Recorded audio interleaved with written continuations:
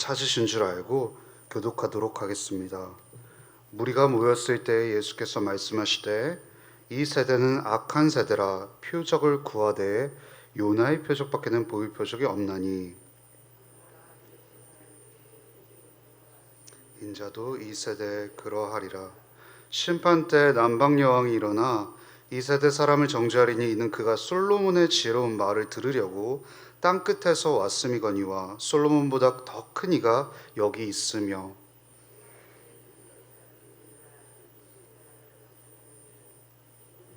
요나의 전도를 듣고 회개하였음이거니와 요나보다 더 큰 이가 여기 있느니라. 누구든지 등불을 켜서 속에 말 아래 두지 아니하고 등경 위에 두나니 이는 들어가는 자로 그 빛을 보게 하려 함이라. 내 몸의 등불은 눈이라. 내 눈이 성하면 온몸이 밝을 것이요 만일 나쁘면 내 몸도 어두우리라. 그러므로 내 속에 있는 빛이 어둡지 아니한가 보라. 내 온몸이 밝아 조금도 어두운 데가 없으면 등불의 빛이 너를 비출 때와 같이 온전히 밝으니라 하시니라. 오늘 본문은 크게 두 가지 이야기로 구성이 되어 있습니다. 첫 번째는 11장 29에서 32절까지의 말씀은 표적을 구하는 악한 세대에 대한 예수님의 가르침이고요. 11장 33절부터 36절은 등불과 눈이라는 아주 귀한 가르침을 담고 있습니다. 우리에게 너무나도 익숙한 가르침인데 이 본문에서 어떤 내용인지를 한번 살펴보도록 하겠습니다. 내용 관찰입니다. 우리 함께 내용 관찰 1번을 보겠습니다. 예수님께서는 표적을 구하는 사람들을 향해 무엇이라고 말씀하십니까? 이것은 29에서 30절에 잘 나타나고 있습니다. 하나님의 말씀에 순종하지 않는 세대는 당연히 예수님이 누구신지 모를 수밖에 없죠. 무리가 모였을 때 예수님은 이 세대를 악한 세대라고 칭하십니다. 이 세대는 예수님이 사역하는 시대에 이스라엘 백성을 가리키겠죠. 이 세대의 문제는 이미 7장과 9장에 두 차례 나와 있었습니다. 악한 세대의 특징은 표적을 구하는 것이라고 예수님께서 말씀하고 있습니다. 눈앞에서 벌어지는 하나님의 일을 인정하지 않습니다. 선지자를 통한 하나님의 말씀도 당연히 신뢰하지 않겠죠. 그리고 그들은 계속해서 표적을 구하는 것입니다. 무언가 하나님의 일하심만으로는 부족하다라고 항변하고 있는 것 같습니다. 여기서 표적을 구하는 것은 우리의 완고함과 불신에서 비롯된다는 것을 알 수 있습니다. 굉장히 우리가 감기가 걸리면 기침을 하듯이 하나님을 신뢰하지 않을 때 우리는 증거를 요구하게 되는 것입니다. 이스라엘 백성들은 출애굽이라는 놀라운 사건을 경험했습니다. 어찌 보면 표적 중에 표적이라고도 말을 할 수가 있겠죠. 그런데 그런 큰 표적을 경험한 이스라엘 백성들은 여전히 하나님을 신뢰하지 않습니다. 제가 그때 이스라엘 백성이라면은 나는 달랐을까라고 생각을 했지만 사람의 기억은 3일을 채 넘지를 못한다고 합니다. 그러니까 뭔가 굉장한 놀라운 기억을 해도 3일의 흥분과 기쁨과 여운이 딱 거기까지라는 것이죠. 우리는 그만큼 보는 것에 약하고 느끼는 것에 약한 악한 존재들인 것입니다. 하나님의 말씀을 순종하지 않는 이스라엘처럼 악한 세대는 마음이 너무나도 완악해졌습니다. 악한 세대는 하나님의 말씀을 신뢰하지 않는 조상들처럼 역시 표적을 구합니다. 예수를 통해 보여주시는 손길을 인정하지 않고 표적을 구한다는 점에서 이 세대는 악하다라고 평가할 수 있는 것이죠. 내용 관찰 2번으로 넘어가도록 하겠습니다. 예수님께서는 심판 때 누가 사람들을 정죄할 것이라고 말씀하십니까? 31절과 32절에 잘 나타나 있습니다. 예수님은 31절부터 32절에서 왜 예수님의 선포에 반응해야 하는지 설명하기 위해서 구약시대의 인물인 솔로몬과 요나와 자신을 비교하시기 시작합니다. 심판의 때에 남방 여왕이 이 세대에 속한 사람들을 정죄할 것이라고 31절에서 말하고 있습니다. 여기서 심판의 때라는 표현들이 나오는데 이것은 무엇이냐면 예수님께서 천사들과 함께 오는 때, 그리고 죽은 자들이 재판을 받기 위해 다시금 살아나는 최후의 심판의 때를 가리키는 것입니다. 남방 여왕 스바영은 열왕기상 10장에 등장하지 않습니까? 다윗의 아들인 솔로몬의 지혜가 너무나도 명성이 좋자 그 지혜를 듣기 위해서 스바 여왕이 땅끝에서부터 찾아옵니다. 뭔가 땅끝이라고 하면은 사도행전 1장 8절에 땅끝이 생각나지 않습니까? 솔로몬보다 더 큰 이가 지금 현장에서 활동하고 말씀하시고 계심에도 불구하고 악한 세대는 예수님의 사역을 어떻게 평가합니까? 바알세불의 일이라고 말을 하는 것입니다. 그들의 눈이 가리워져 있는 것이죠. 실제로 본다고 해도 진짜 진리의 것을 보지 못하는 현상이 발생하고 있는 것입니다. 심판의 때는 그 스바 여왕이 예수님의 정체를 배척하고 부정한 그 악한 세대인 이스라엘의 백성들의 무지와 죄를 드러내고 고발할 것입니다. 요나의 선포를 듣고 회개한 니느웨 사람들이 회개하지 않는 이 악한 세대를 정죄하고 말 것입니다. 요나와 솔로몬보다 더 큰 이가 앞에 있는데도 불구하고 알지 못했기 때문에 이들의 정죄는 무방하다고 볼 수가 있는 것이죠. 이 부분을 3번 연구와 묵상에서 좀 더 자세하게 살펴보도록 하겠습니다. 예수님께서 솔로몬보다 더 크다는 것은 무슨 의미입니까? 예수님 그리스도는 요나십니다. 근데 그냥 요나가 아니라 더 나은 요나이시며 완전한 요나이십니다. 요나는 요나 자신과 그의 사역이 모두 어디를 궁극적으로 가리키고 있냐면 예수님을 향해서 가리키고 있습니다. 요나는 마치 표지판과 같은 역할인 것입니다. 요나를 보는 것이 아니라 구원자신 예수 그리스도를 바라보는 것이죠. 요나와 예수 그리스도는 묘하게 공통점이 두 가지가 있습니다. 이거 무슨 이야기냐? 요나는 물고기 뱃속에서 3일을 거하고 살아났죠. 예수 그리스도는 무덤에서 3일을 거하시고 부활하셨습니다. 요나가 물에 빠짐으로 선원들이 살아났죠. 예수 그리스도의 죽으심으로 예수 그리스도 안에 있는 자들이 살아났습니다. 예수님과 요나는 묘하게 비슷합니다. 그렇지만 여기서 차이점이 등장하기 시작합니다. 차이점이 굉장히 큰데 요나는 자신의 죄로 인해서 물에 빠졌고 자신만 살아났습니다. 하지만 예수 그리스도는 우리의 죄를 짊어지시고 죽으셨으며 예수 그리스도 안에 택함받은 자들을 의롭다 하시기 위해 부활하셨습니다.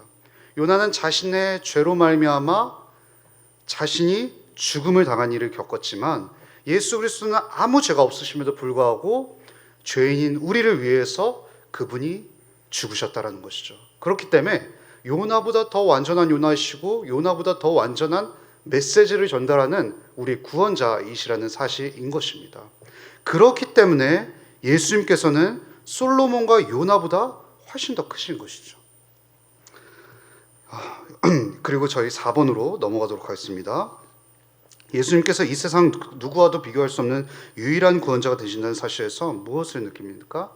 예수 그리스도는 구약의 그 어떠한 인물보다 더 완전하시고 완벽하신 하나님의 아들이십니다. 그런데 그분이 죄가 없으심에도 불구하고 우리의 죄를 위해서 죽으셨다는 사실은 우리에게 어떤 의미를 가져올까요?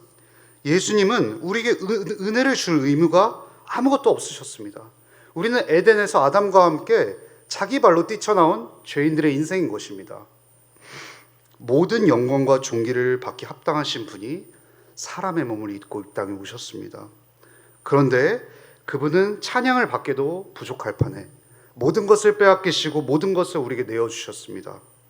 모든 찬양과 영광과 예배받기 합당하신 분이 십자가 밑에 있는 자들에게 멸시와 모욕을 경험하셨습니다.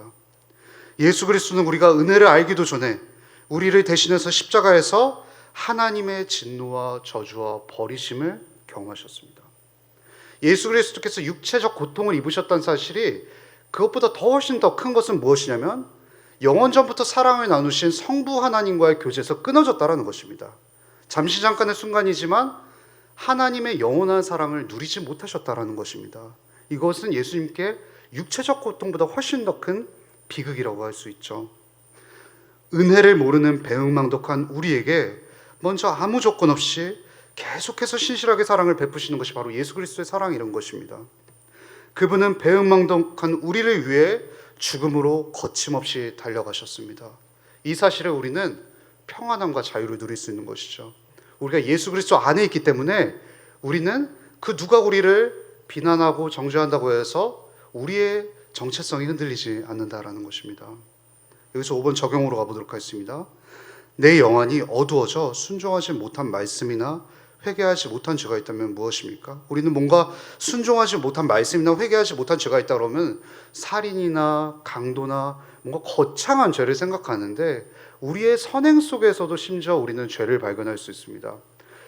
내가 설교한다고 하지만 나의 어떠함을 드러내기 위해서 설교할 수 있는 존재가 바로 저이고요. 그리고 우리는 교회에서 헌신한다고 말을 하지만 내가 괜찮은 사람이란 것을 증명하기 위해서 어찌 보면 우리는 헌신을 위해 달려가는 존재들일 수 있습니다. 예수님께서는 우리에게 마태복음 5장 14절에 너희는 세상의 빛이라고 말씀하셨습니다. 그런데 우리의 삶의 모습은 빛이 아닙니다. 그렇다면 우리는 절망해야 될까요? 아닙니다. 예수님께서는 우리 자체가 빛이라고 말씀하신 것이 아닙니다. 우리는 빛을 소유한 존재들인 것입니다. 여기서 빛은 단순히 우리의 선행을 나타내는 말이 아니라 예수님께서 우리에게 우리의 빛이시라는 것입니다. 진정한 빛이신 예수 그리스도를 바라보라고 예수님은 말씀하신 것입니다. 그렇기 때문에 우리는 예수 그리스도를 소유한 존재들이기 때문에 빛을 담는 그릇인 것이죠. 우리는 우리가 존경하는 이의 삶과 탁월함을 닮아가려는 성질이 있습니다. 그래서 아이들이 연예인을 계속해서 흉내내고 연예인을 흔히 말해서 덕질하는 이유가 여기 있지 않습니까? 우리는 빛을 비추인다는 것은 우리의 선행을 자랑하고 보여준다는 말이 아닙니다. 그럼 우린 계속해서 절망할 수밖에 없습니다. 그리스도의 탁월함과 아름다움을 바라보고 그리스도의 빛을 소유한 존재로 세상에 비치신 그분을 드러내는 것이 우리의 역할인 것입니다. 연예인을 향해서 좋아하는 아이들의 그 기쁨의 외침이 우리는 그보다 더 크게 예수 그리스도를 사랑하고 예수 그리스도를 열렬하게 바라봐야 된다라는 것입니다. 세상은 우리를 보고 도대체 저들이 무엇이길래 예수 그리스도에 집중하고 있느냐라는 질문이 나와야 된다라는 것이죠. 어떻게 보면 우리는 이 그리스도를 소유한 자는 정체성을 자주 망각합니다. 우리는 영적 치매 현상을 겪고 있는 것 같습니다. 이는 등불을 위에 두지 않고 아래에 두는 것이죠. 나는 그리스도 안에 속한 존재인데 자꾸만 우리는 누구에게 속하려고 발버둥을 치는 것입니다. 우리가 누구 안에 있다는 사실을 잊을 때 우리의 영적 시야는 현실에 매몰되기 쉽습니다. 그리스도 안에 있다는 사실을 기억해야 되는 것입니다. 나를 죄에서 구원해 주신 예수님만을 주인으로 모시기 위해 우리는 무엇을 실천해야 되겠습니까? 먼저는 우리는 명령 뒤에 계신 예수님을 바라봐야 됩니다. 이게 무슨 말이냐면 우리는 마치 예수님의 산상수훈과 같이 아름다운 명령들을 가득 갖고 있죠. 그런데 우리는 너무나도 지킬 수 없다라는 것을 이 세상 속에서 늘 증명해 가면서 살고 있습니다. 그렇다면 우리는 명령 자체를 집중하는 것이 아니라 명령을 우리 대신 순종하신 그리스도를 바라봐야 된다는 것입니다. 우리는 자꾸만 나에게 집중될 때 나를 드러내려고 합니다. 그렇지만 나 대신에 모든 명령을 온전히 순종하시고 십자가를 향해 달려가신 그분을 바라볼 때 우리는 겸손함과 기쁨으로 명령을 좋아해서 순종하게 됩니다. 억지로 순종하지 않게 된다는 것이죠. 다음으로 하나님과 공동체에게 진솔하게 말하고 행동하는 하루를 보냅시다. 기독교는 단순히 선행을 명령하는 종교가 아닙니다. 억지로 선행을 명령해서 우리를 가두려는 종교가 아니라는 것입니다. 그렇기 때문에 우리는 연기할 필요가 없습니다. 우리는 계속해서 선행을 하면서 공동체에서 연기하면 절대 우리의 내면은 바뀌지 않습니다. 어쩔 때는 진솔하게 나 힘들어 라고도 표현할 수 있는 것입니다. 그리고 우리는 그것을 받아주는 것도 우리가 그리스도 안에 있기 때문에 가능한 것입니다. 왜냐하면 그리스도께서는 우리와 죄와 모든 허물들을 받아주셨기 때문에 그 사랑을 받은 자들은 공동체의 그 아픔과 연약함을 받아줄 수 있는 것이죠. 우리는 나의 선행을 비추는 종교가 아닙니다. 물론 열매와 결과로 선행을 보이지만 그분의 이야기를 말하고 빛 자체이신 그리스도를 드러내는 공동체인 것이죠. 그래서 저는 본문을 보며 첫 번째 기도 제목을 이렇게 정했고 기도하고자 합니다. 첫 번째, 완전한 구원자이신 그리스도의 아름다움을 바라보게 하소서. 둘째, 예수님께서 나의 유일한 구원자와 삶의 주인이 되심을 고백하며 살아가게 하소서. 세 번째, 오늘 드려지는 모든 예배가 예배에 임하게 하여 주시고 하나님으로 인정받게 하옵소서.